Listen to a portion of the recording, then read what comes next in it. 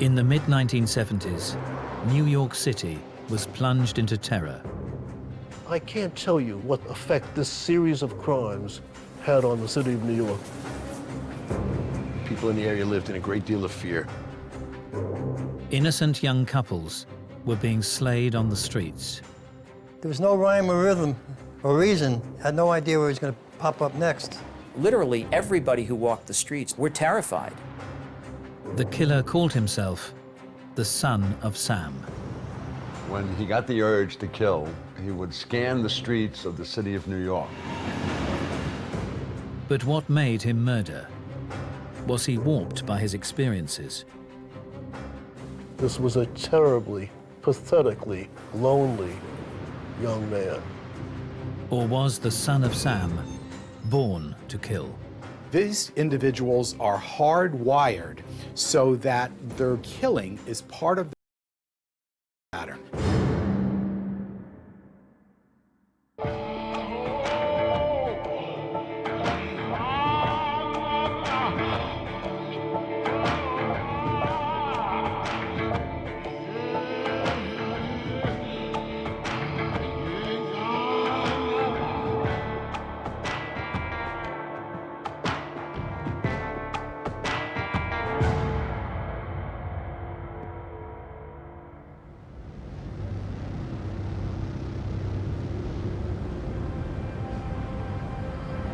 It's changed.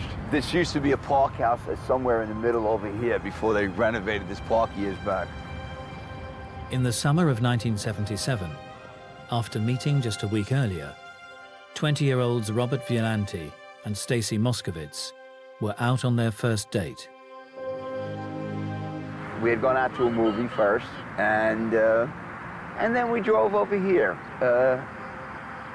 to where we're sitting now. We came out into the park. It was a summer night. It was nice out, and we felt like two little kids. I said, "How about we let's go for playing a swing for a little while." When I had walked by the park, I had just saw some guy hanging out, and didn't think anything of it. And then we had gone into my car. We sat in my car,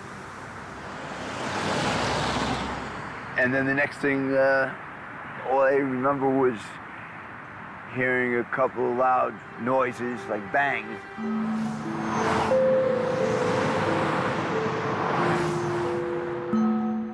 The first thing I had heard was a moan coming from Stacy. No, I couldn't see her because I was totally blinded. Something clicked in my head that we must have been shot. Oh my God. We're dead.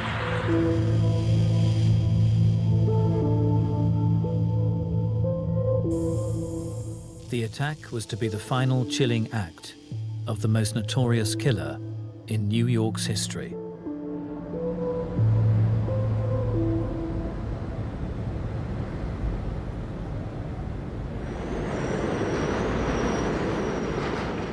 The 29th of July, 1976, 1 year earlier. 18-year-old Donna Laurie and her friend, 19-year-old Jody Valenti, are sitting in a parked car, talking after a night out. A man approaches, draws a gun, and fires 3 times.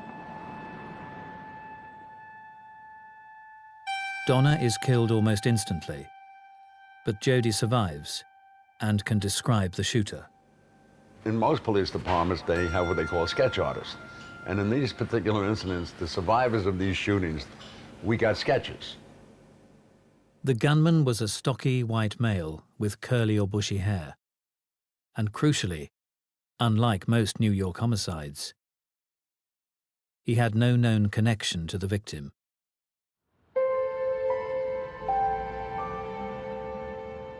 Over the following winter months of 1976, there would be 2 further unprovoked shootings, injuring 4 more victims, this time in the borough of Queens.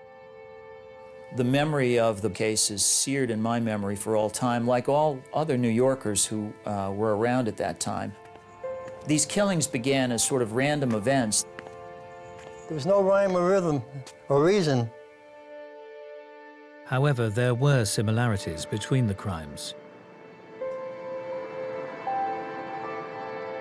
Many of the shootings took place in dark lovers' lane areas where, young people might be parking, and a man would approach and open fire. Clearly a serial, in my judgment. Take a look at who he's shooting. He's shooting women. He's shooting them in lovers' lanes. These individuals are hardwired so that their behavior, their killing, is part of the pattern. That's why they repeat it, because it is so. And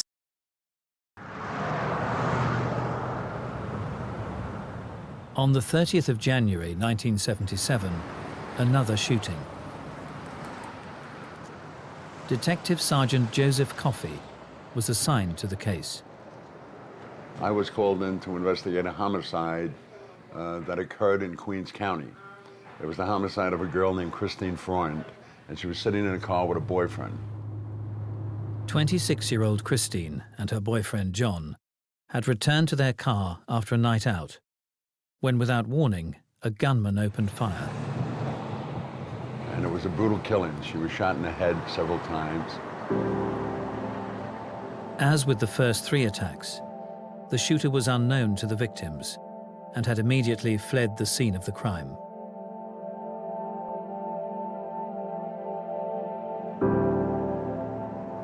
The evidence began to point to a serial killer. It became apparent that the same weapon, a .44 caliber revolver, was being used in all of the killings. But ballistics results were inconclusive. Ballistics of the bullets involved did not match because of the nature of the type of gun that was used. It was a .44 caliber Charter Arms Bulldog. That gun was fashioned for sky marshals, and the gun was of such a nomenclature that it was made that you could fire it from within an aeroplane and not penetrate the fuselage. So that means the ballistics of the bullet coming out of the gun was limited. 5 weeks later, just 1 street away, the gun was used again.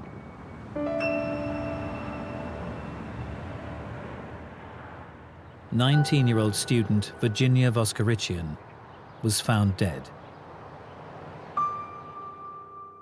She was shot in the street by an unknown perpetrator who came up to her and fired at her, and she had put her school books up in front of her, and the bullet went through the school books and lodged in her brain.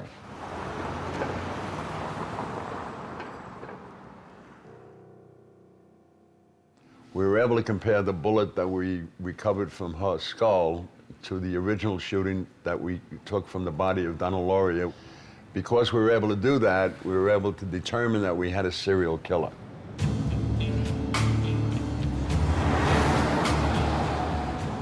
Five attacks had left 3 dead and 4 injured, and now news spread that a serial killer was stalking the streets of New York. People were afraid to go out. It was a terrifying experience. I mean, it was a time where one man could terrorize an entire city of 8 million people. Literally everybody who walked the streets, particularly women, were terrified. But the mystery killer's reign of terror had only just begun.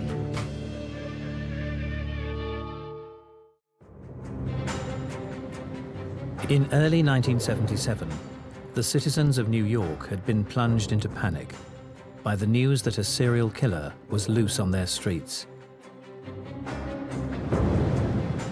5 attacks had already left 3 dead and 4 wounded.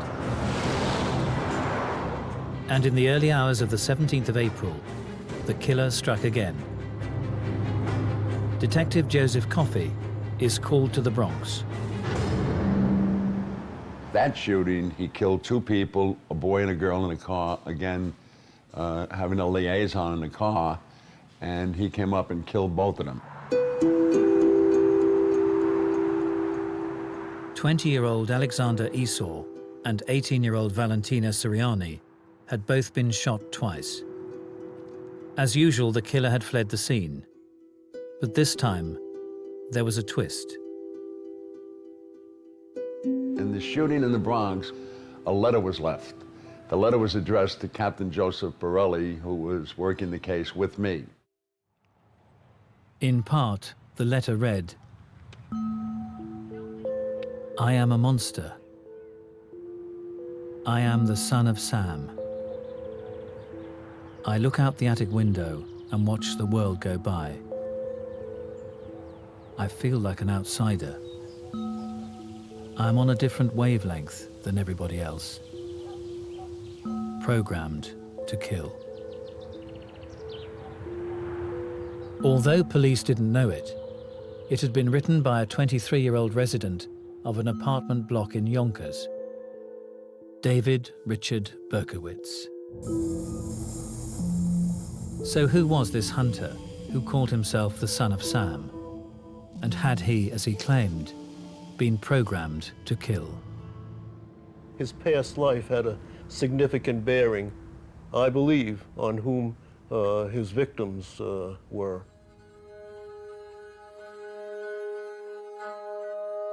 David Berkowitz was born Richard David Falco on the 1st of June 1953.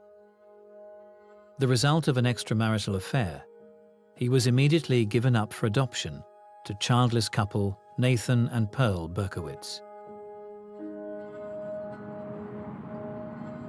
The Berkowitzes doted on their adopted son, but Berkowitz was very much like his adoptive parents socially in that he was isolated and quite lonely.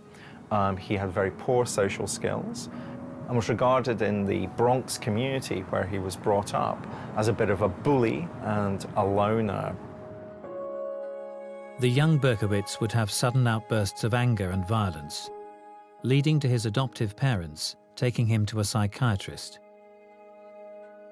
Of interest is that he always had tried to belong in his school. He didn't fit. He was kind of a loner, but not in the sense that you would be worried about him. He had no behavior problems, but he also had no friends that he felt close to. Throughout his adolescence, there is no recorded incidents of Berkowitz having a girlfriend. It's interesting to speculate that his choice of targets are usually young women or young courting women who are in the company of their boyfriend, might be seen as a way of Berkowitz acting out his inability to establish his own form of relationship with a girlfriend. At 14 years old, Berkowitz would be devastated by the death of his adoptive mother, Pearl, from breast cancer. This seems to have been a crisis in his life. His grades at school will dive, he loses his faith in God, and so forth. And especially the kind of underlying problems that Berkowitz, the adult, is going to show are going to become exacerbated when his adoptive father remarries and he does not get on with his new stepmother, and his feelings of being isolated, of women abandoning him, become more and more exacerbated. At 18, he joins the army. He went off into the service, spent a year in Korea, spent a year in no uncertain terms of just getting intoxicated on drugs every single day. After serving overseas, Berkowitz was then posted back to the US, stationed in Virginia. No drugs anymore, and instead we have a very, very lonely young man not knowing what to do with himself, who finds himself in the midst of a very intense Baptist region. And in the fullness of time, he converts. But this is not somebody who really has found God, but really of wanting to be accepted and loved by others. This was a terribly, pathetically lonely young man. Disillusioned with army life, Berkowitz quits and returns to New York. He makes contact with his natural mother, who reveals the circumstances of his birth and adoption. He found out who his real parents were. It turned out his mother's married name was Italian, and that the man by whom she had fathered the child was Jewish. They had an extramarital affair. And this, I think, plays a direct role in whom he was watching, which couples he sought out. They were either Italian or Jewish. And he would later write this, or say this, that he was in effect displacing his resentment at his parents, real parents, for having had him and then put him up for adoption, that is, as he would view it, abandoned him.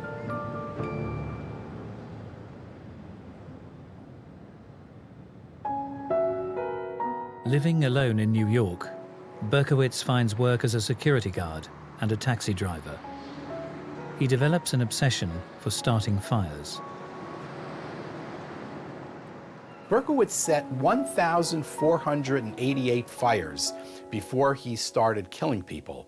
How do we know that? He documented it very carefully in his diary. No real intent for damage, but to be able to call out for help or for succor or support by turning in a fire alarm and watching the fire engines come out. That's what he was so seeking of, some kind of external response. These fires, in my judgment, are actually motivated as well, because look at the power and control that you can have by setting a fire. You could set a building on fire, a car, a field, and for these individuals, that type of control is eroticized, stimulating to them to do that type of thing. In 1976, Berkowitz moved to a top-floor apartment in Yonkers, New York. Neighbors began to notice strange incidents. There was many dogs being killed, primarily German Shepherds. It seemed like every day a dead dog would turn up in the neighborhood, either here, back in the woods behind the house, in the woods at this end of the house, or the woods over at that end.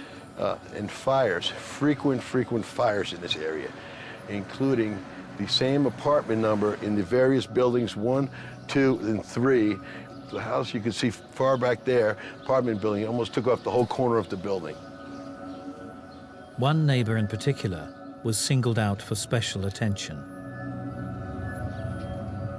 David Berkowitz lived in the back far corner of the building, and if you look down, you would see a street that was on, that Sam Carr's house was on. Sam Carr had a black Labrador that lived in the backyard in a doghouse. Sam Carr's dog would bark incessantly through the night. Berkowitz began writing anonymous threatening letters to Sam, eventually shooting and injuring the dog. He has underlying mental health problems in which it's not a question of switching on and switching off those mental health problems. It's a question of his disordered thinking is actually what patterns his consistent behavior day in, day out.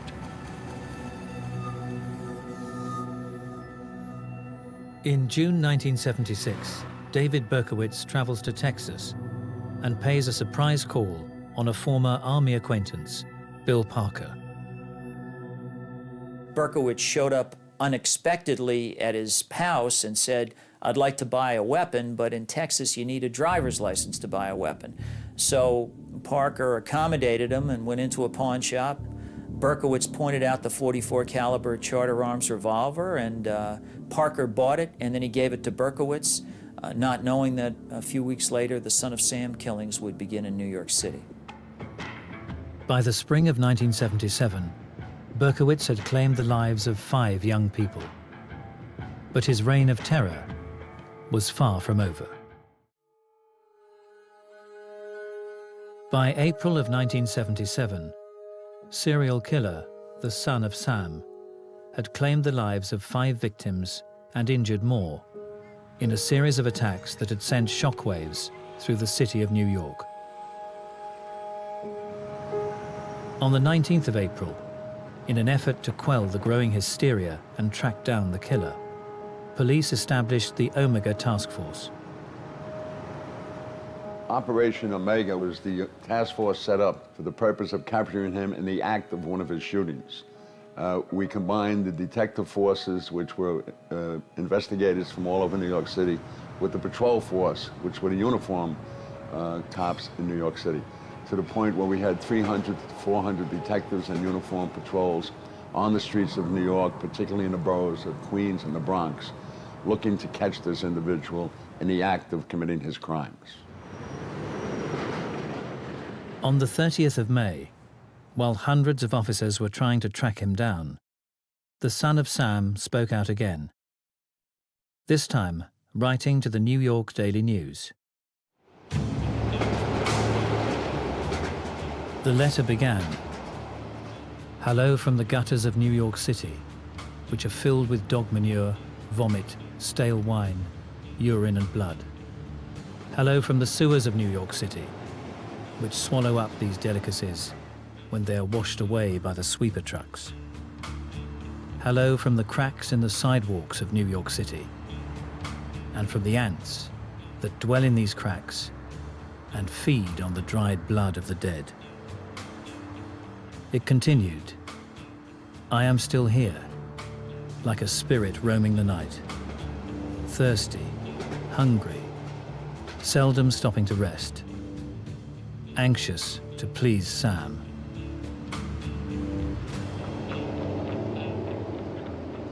These individuals are very often highly narcissistic, and it's not unusual at all for them to want publicity, to follow the publicity in the media, and to get some sort of stimulation as a result of that, because in their mind, they think that they're smarter than the police, they're smarter than everybody. People were very nervous, apprehensive. They saw ghosts in all the shadows. Girls cut their hair, long hair that made it short, changed the color. The nightclubs, bars, dance halls, all losing business. Streets were empty.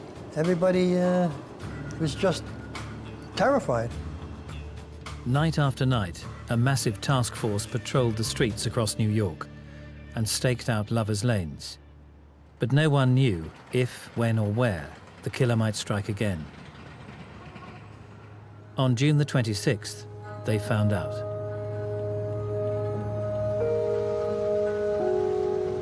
As soon as we got here, we knew it was the son of Sam. Yeah, it was a hot summer night, 1977. And that particular night, I got a call over the air that a shooting occurred at this location, which occurred right up the block here. 2 young people in the car, both shot. Discotheque here with hundreds of young people inside. Patrol cars all over the place. A scene of panic, people in the streets. The uniformed police responded, cordoned off the area. We conducted our forensic investigation, and we also canvassed the area of witnesses. Although injured, both victims survived and were able to describe the attack. As both people come out of the club, went into the car, he showed up exactly like he did in prior occasions. 2 people making out in the car, and he come up behind them and fired into the car, firing at the girl, and hit the male also. Stalking, hiding up, trying to catch lovers unawares would be very much part of what would give a thrill. He's invading a space which should be private. So far, all the attacks had taken place in the boroughs of Queens or the Bronx, and most of the female victims targeted had had long dark hair.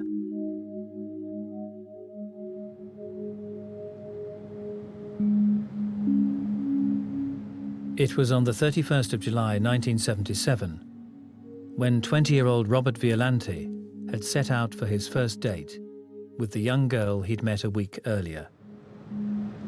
The night before, I was out in one of our local nightclubs that we hung out in all the time. And I was standing outside in front, just getting some air with a buddy of mine. And I had said to Louis, I said, Louis, You ever hear the expression, you feel it in your bones, you got that gut wrenching feeling? I said, Louis, you have it in my gut that he's gonna either hit Brooklyn tonight or tomorrow night, meaning Saturday night. I just knew it, I just felt it. The next night, that same feeling was like a million miles away from me. Had no feeling at all. But I won't forget leaving my house, and as I was walking down the stairs, my mom turned to me and said, Robert, just be careful. And I turned to her and I said, don't worry, not I said, she's a blonde. Later that night, Robert and Stacy were sitting in his parked car when 3 shots rang out. The bullet entered directly into my eye and came straight across. And, I lost the left eye, destroyed everything on the left side, and it did a lot of damage on my right eye. 20-year-old Stacy had also been hit in the head. So instinctively, I remember that right outside my door was a lamppost. Just came out, and I guess I wrapped it around this way, and this hand, my right hand, went into ringing the horn. I knew to get attention, and I was just screaming at the same time, help us, we've been shot, we've been shot.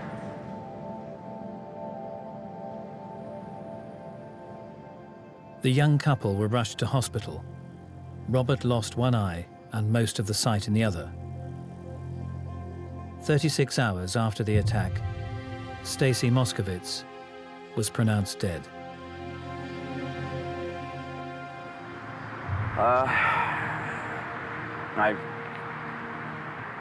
I felt terrible. I really did.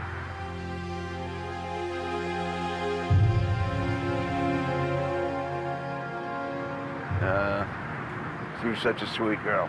Even though I had only met her on my first date, I just knew she was a very, very sweet girl. It was the first time the son of Sam had struck in Brooklyn. Detective Ed O'Sullivan was assigned to the case. The homicide squad in Brooklyn during that homicide was so positive. They were up. They were, we're gonna get him. You can just feel it. I said, you came to the wrong place, buddy. A few days later, an eyewitness came forward. They had spotted a suspicious-looking man near the scene of the crime. They described how he looked agitated after receiving a parking ticket. The Brooklyn detectives traced the ticket and vehicle. Was registered to David Berkowitz with an address in Yonkers. The name of the car owner was one they had seen before amongst thousands of tip-offs. A company called IBI had some information about a guy named Berkowitz who worked for them, who was a bit of a nut job. You ought to look into him. So we started to look into him. Also at that time, we got an individual who called us and came into our office by the name of Sam Carr, who said to us, I have a lunatic who lives near me. He shot my dog, and his name is David Berkowitz. And then we have the parking violation ticket on the car at the scene of the killing of Stacy Moskowitz. 2 + 2 + 2 equals David Berkowitz.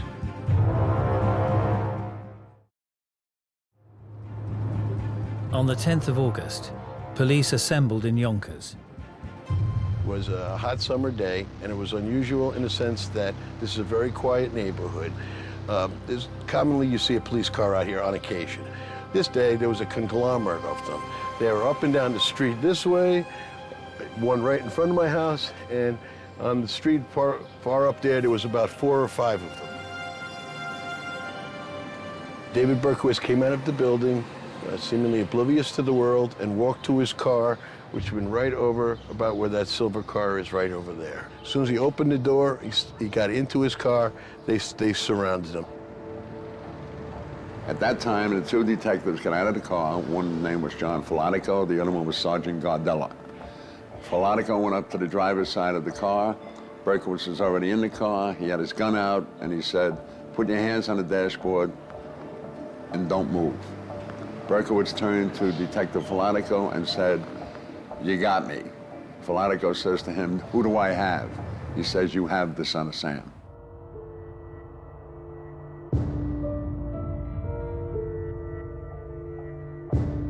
And on the seat in the car that he was sitting in was a paper bag. In that paper bag was the .44 caliber gun that did all of the shootings. He was done in by a parking ticket. Had that parking ticket not been placed on his vehicle, I don't know how many other people he would have shot or killed before he was apprehended. Once in custody, Berkowitz would make an extraordinary claim. He got messages because the dog spoke to him. And when the dog spoke to him, according to Berkowitz, relaying the message from the devil, it was time to kill. That's when he went out and killed. In August of 1977, 24-year-old David Berkowitz admitted he was the son of Sam, a serial killer who had terrorized the streets of New York for a year. The night he was caught, there was all sorts of celebrations. They were giving away drinks in all the bars. With Berkowitz in custody, investigators would now try to discover what had motivated his crimes.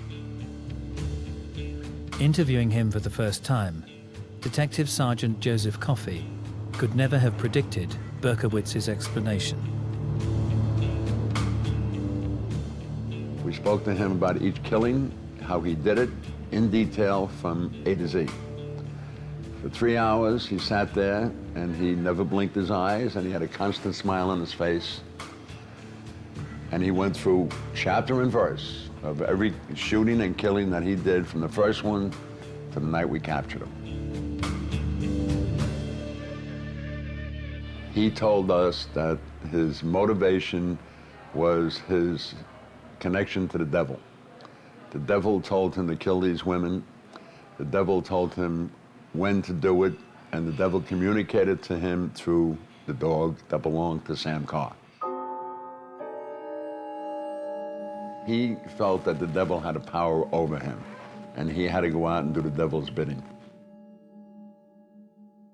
He was being compelled.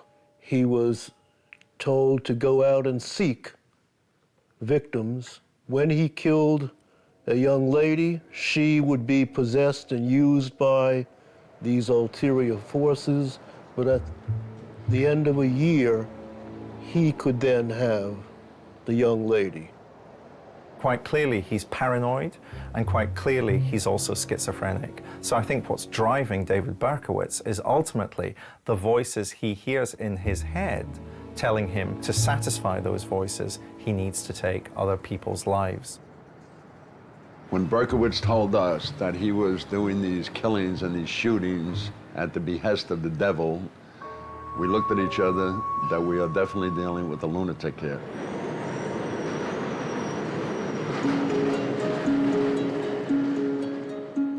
The judge ordered that a competency hearing be held with respect to Berkowitz. Now, this is common, of course, in any case where the court suspects mental illness.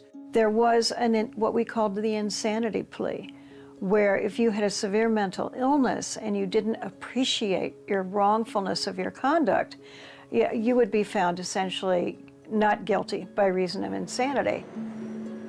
Dr. Daniel Schwartz was asked to assess Berkowitz's mental state. At the time I examined him for the court, I and my associate studied him many, many hours. It was to see whether or not he was able to face his criminal charges, or conversely, whether or not he was so overwhelmed by mental illness that it prevented him from rationally addressing his charges.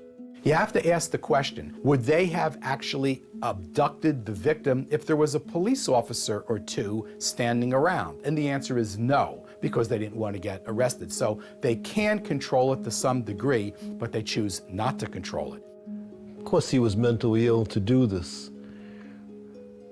Whether or not he was legally responsible, probably in retrospect, probably, because he chose darkness in which to commit the crimes, and he invariably left the crime scene, suggesting by his behavior that he knew that what he was doing was wrong. Berkowitz's modus operandi was very simple. When he got the urge to kill, he would scan the streets of the city of New York, and he would drive around looking for an opportunity to kill.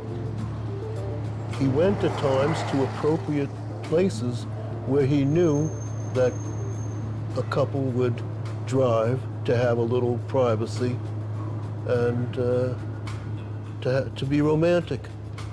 He wasn't a process-focused killer. In other words, he didn't enjoy being in the company of his victims, torturing his victims, staying with his victims. He was an act-processed serial killer. In other words, what he wanted to achieve was simply the death of his victims. Because he was a hit-and-run killer, often showing just a great deal of random behavior, it was much more difficult for the police to be able to catch him.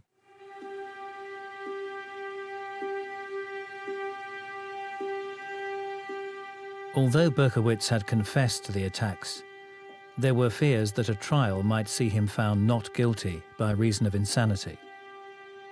After several weeks, he told me that he was feeling increasingly depressed, regretful, guilty for what he had done. Berkowitz was allowed to consult with a preacher. There was a Baptist woman. She saw him, and I'll never forget what happened. She saw him alone. He would ask her a question. She would then talk to God.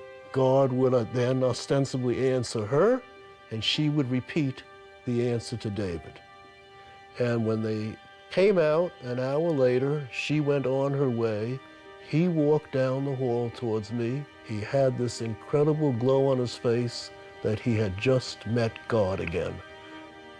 And so he came out of this informing me and his attorneys that he was going to plead guilty. And nothing could change his mind. Attorneys spent hours with him. I was present several times, trying to convince him to plead insanity. On the 5th of August 1978, Berkowitz appeared in court. Everybody was surprised when Berkowitz walked into court, and instead of demanding a trial, he pled guilty to everything. And so the biggest case in the United States, the most highly publicized serial killer in the United States, suddenly pled guilty, and that was pretty much the end of the case.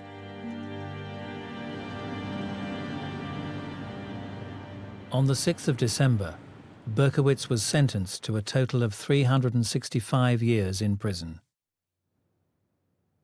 So what made Berkowitz murder? Was it the discovery of his adoption? Was it his unstable and isolated life? Or was the son of Sam simply born to kill? He was not born to kill. In the sense of, can you say that there is a definite urge there to do it? He had the genetic makeup, yes. But the genetics was added on to by the environment. It was added on to by his maturing into his adolescent years, where the brain function starts to work on the gene, and then you have all of the beginning fantasies to kill. So we've got a great deal of anger in his life about adoptive mothers who will die and therefore leave him, stepmothers coming into his life that he doesn't like. So these are the patterns of behavior that make David Berkowitz the killer that he became. But was he born to kill? I don't think David Berkowitz was born to kill. I think how he was socialized over a long period of time turned him into a killer.